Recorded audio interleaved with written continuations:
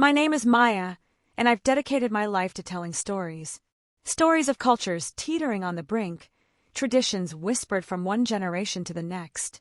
4 months, I'd planned this expedition, deep into the heart of Kalimantan, to document the ancestral ways of the Dayak. I was prepared for challenges, for the humidity, the insects, the isolation. But nothing, absolutely nothing, could have prepared me for what awaited me. The Dayak people welcomed me with open arms, their culture a tapestry of color and sound. Every day was a revelation, a deeper understanding of a way of life intrinsically linked to the forest. I felt a profound sense of purpose, capturing these moments, ensuring their legacy would live on. Asep was my guide, a man of few words but immense knowledge. He knew the forest like the back of his hand, its secrets, its dangers. We were heading to a more remote area, a place where the ancient rituals were said to be even more potent, less touched by the outside world. This was the shot I'd been dreaming of. Then it happened. One moment, we were on course. The next, my GPS was dead. The compass, usually a reliable friend, spun wildly. Asep said it was the forest, that sometimes it just claimed technology. I tried to laugh it off, but a cold knot began to form in my stomach. We were truly on our own now. As twilight fell, the forest transformed. The air grew heavy, the sounds of day gave way to the chorus of night. We had limited supplies, enough for maybe another day. My carefully planned expedition was quickly devolving into something else entirely. The thought of being truly lost, truly alone, was a chilling prospect. That first night, the whisper started. Faint at first, like the rustling of leaves, but then undeniably human. It wasn't the wind. It was soft, insidious, like someone speaking just out of reach. My heart hammered in my chest. I tried to convince myself it was just the forest playing tricks, but I couldn't shake the feeling of being watched. I looked at Asep, hoping for reassurance, but he remained impassive, almost as if he expected it. He just said, "The forest has many voices." That only made it worse. Were these the voices of the forest, or something else entirely? The silence between the whispers felt even more terrifying. Morning brought a fragile sense of calm.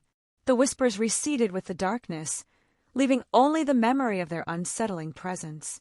I pushed the fear down, focusing on the immediate task, survival. We needed to find a path, find water, find our way out. And I still had a story to tell, even if it was becoming a very different one. The jungle was relentless. Every step was a battle against unseen roots, slippery mud, and suffocating humidity. My water was dwindling, and my energy was failing. Asep, seemingly immune to the elements, remained a silent sentinel, his presence both comforting and utterly unnerving. Food was gone, absolutely gone. My stomach growled in protest, a constant reminder of our predicament. I remembered reading about edible plants and survival guides, desperate measures for desperate times. Asep's nod was my only confirmation. The taste was bitter, but it was something. Water. Filthy, insect-ridden water, but water nonetheless. Asep, with his innate jungle wisdom, showed me how to filter it, making it just palatable enough to quench the burning thirst. It was a stark reminder of how quickly our modern conveniences had become utterly useless. We were back to basics. Every task was a lesson in humility. My survival skills, gleaned from books and documentaries, were rudimentary at best. Asep, on the other hand, moved with an instinct born of generations. He didn't just survive in the forest, he was a part of it. I was merely a trespasser. The second night, the whispers returned, more insistent, more numerous, and now a new sound, a soft, rhythmic tapping, deep within the forest. It wasn't natural. It felt deliberate, like a signal. My mind raced, conjuring images of unknown entities lurking just beyond the fire's reach. I buried my face in my knees, trying to block out the sounds, but they were inside my head now. They spoke in a language I didn't understand, yet I felt their intent was malicious. Asep's gaze was fixed on the darkness, a silent vigil against whatever forces lurked out there. He knew something I didn't, something primal and terrifying. I clutched the small guardian figure I'd bought, a flimsy shield against an unseen enemy. It was just a piece of wood, but in that moment, It was all I had left of a world I understood. The fire was dying, and with it, my last shred of courage. The whispers were closing in. The light was fading, both literally and figuratively. My camera, once my link to the world, was now just a dead weight.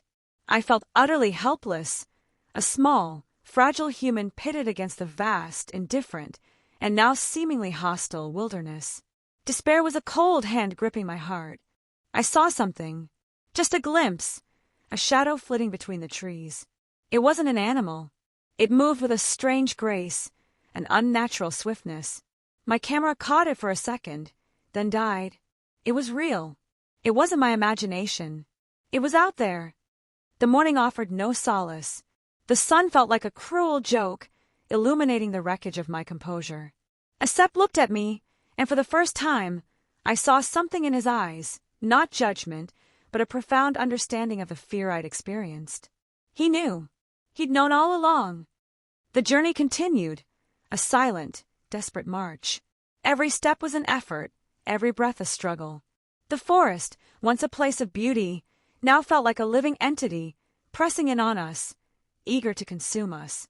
I was just trying to put one foot in front of the other. Then, through the dense canopy, a wisp of smoke. Faint, almost imperceptible, but it was there. A sign of human presence. A sign of civilization. Hope, a feeling I thought I'd lost, surged through me, a desperate, burning ember in the darkness. We stumbled into a clearing, and there it was. Not a village, but a lone, ancient hut. And an old woman, her eyes, filled with an ageless wisdom, met mine. She didn't seem surprised to see us. It was as if she had been waiting. She offered us tea, a bitter, earthy brew that somehow soothed my frayed nerves. Asep spoke to her, and I could feel the weight of their conversation, the ancient wisdom shared between them. The old woman looked at me with an intensity that went beyond simple curiosity. The old woman pointed to my camera bag, then mimed pulling something out of it. She then pointed deep into the jungle, her eyes wide with a warning. I understood. My technology, my quest to capture, had awakened something. Something ancient, something that didn't want to be seen. My desire to document, to shine a light on their sacred world, had inadvertently disturbed something. The whispers weren't just the forest, they were a reaction. A warning. I had been so focused on capturing their culture, I hadn't considered the consequences of intrusion. She showed me a mask, a depiction of an ancient spirit, a guardian of the forest. Its eyes seemed to pierce through me, understanding my transgression. It was then I realized the whispers weren't just hostile, they were protective. They were the forest's defense against those who sought to take without respecting. The forest wasn't just trees and animals. It was a living, breathing entity with its own guardians, its own protectors. And I, with my modern tools and my singular ambition, had inadvertently challenged them.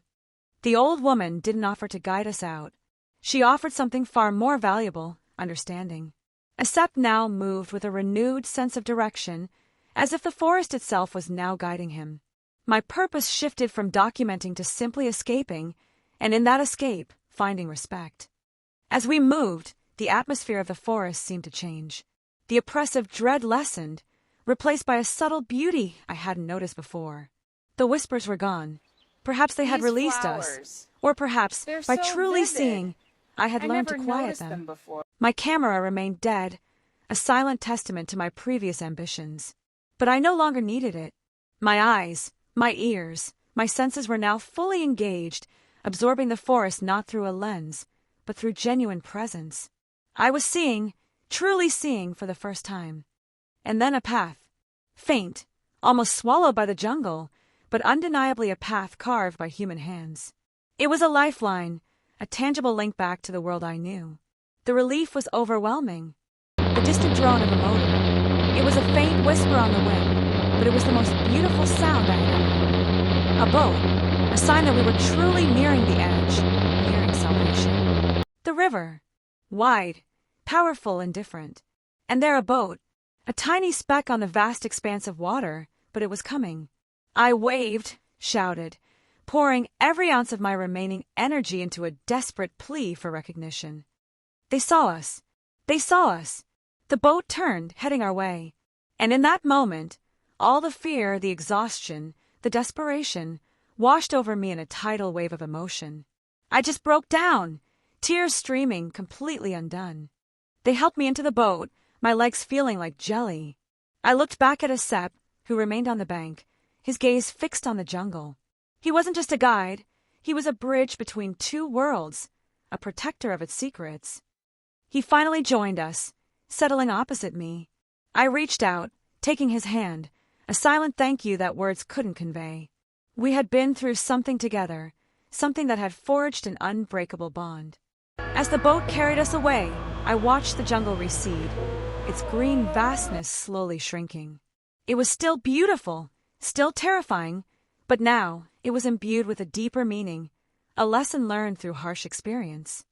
Back in civilization, the grime and the fear began to wash away, but the experience, the profound shift within me remained. I looked in the mirror, and I saw a different woman. A woman who had faced her fears and survived. A woman who now understood the true meaning of respect. My camera was still dead, a relic of my past self. But the small carving, the guardian figure, now held a new significance. It wasn't just an artifact. It was a symbol of the forest's wisdom, a reminder of its power. I had come to tell stories of the Dayak, but the jungle had given me a different one. A story of survival, of humility, of the profound power of nature. It wasn't the story I intended to tell, but it was the one I needed to tell. My journey into Kalimantan had changed me, transforming my purpose. I was no longer just a documentarian, I was an advocate. I wanted to tell stories that truly honor these cultures, stories that champion their wisdom, not just showcase their rituals. I shared my experience, not as a tale of heroism, but as a cautionary one. A reminder that sometimes, the greatest stories aren't those we capture, but those that capture us, transforming us in the process. I found new ways to express my journey, through words, through art, honoring the whispers that had once terrified me, now understanding them as the voice of a sacred world. The old woman's warning, the guardian mask, the whispers in the dark, they became indelible imprints on my soul. They taught me that there are realms beyond our comprehension, forces that demand respect. I learned to listen, truly listen, to the sounds of nature, no longer fearing them, but embracing their ancient wisdom. The forest was still wild, still untamed, but now it also felt like a teacher. I still documented, but with a different lens, one of reverence and deep understanding. The beauty of the Dayak culture and the sacredness of their forest home resonated with a new depth. The jungle of Kalimantan, a place of breathtaking beauty and terrifying power. It stripped me bare, tested my limits, and ultimately taught me the most profound lessons of my life. It reminded me that nature is beautiful, yes, but it never lies. It reveals who you truly are when everything else is stripped away. It shows you your resilience, your fear, and your capacity for respect. My journey into the heart of Borneo wasn't about conquering the wilderness, but about surrendering to it, about learning its truths, and about carrying those truths forward into every story I would ever tell. The whispers may have been a warning, but they became a lesson. A reminder that some things are meant to be felt, not just seen, and some stories are meant to be lived, not just captured. And sometimes, the most profound adventures are the ones that lead you back to yourself.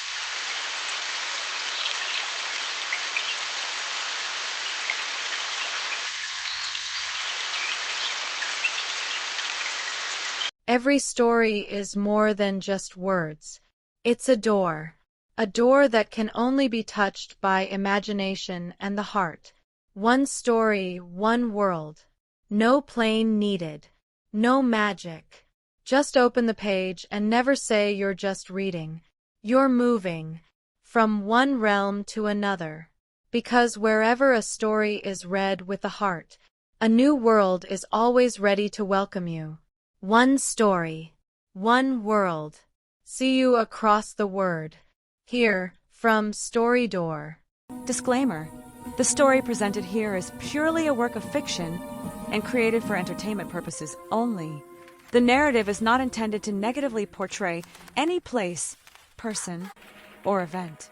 Any similarities or resemblance to the names of people or events are purely coincidental. Hopefully, we can learn valuable lessons from this story. All images and videos used here are for illustrative purposes only and do not represent or are affiliated with any party.